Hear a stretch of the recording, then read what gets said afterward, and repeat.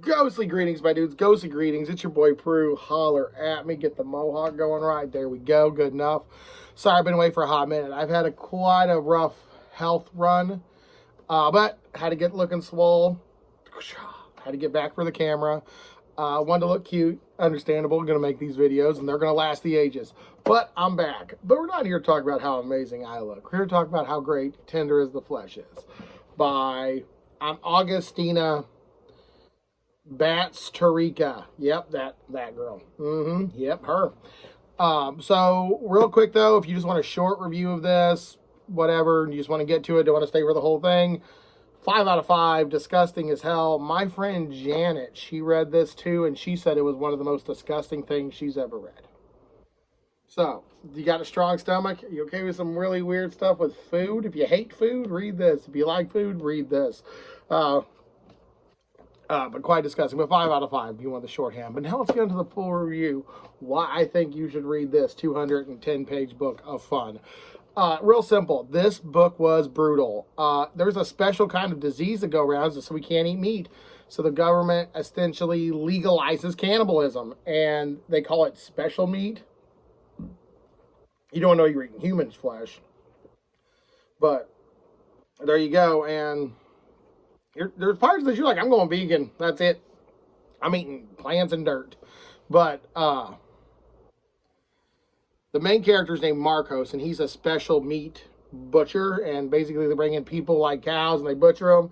And it sort of goes upon the new rules and lifestyle choices that we all come with. And honestly, as probably expected, you're definitely going to see his mental state in this, realizing that, oh man, I'm butchering a human, I'm grilling up a human, we're eating a human.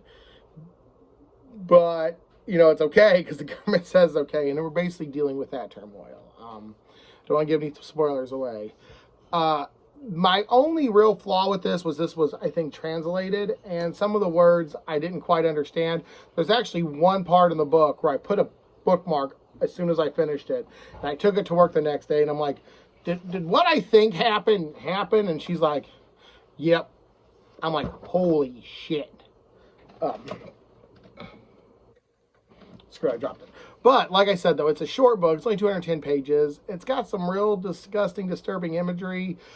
The whole what happens collapse to any sort of like post-apocalyptic thing is always what interests me.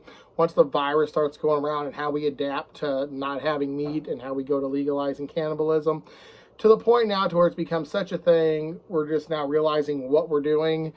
And to see like a guy and to go through his wife left him and his kid, now he's trying to figure stuff out and, you know, all that stuff, plus sell meat. And then there's like different like types of human leather, and there's like this, I think he's a Japanese guy comes to buy it, and it is fucked up. This book is fucked up, but in the best way. It definitely got me thinking about personal life choices, got me thinking about, you know, definitely when you're reading a book and it's written in such a tense way, you're like, that's it, I'm changing my lifestyle, I'm also not eating meat.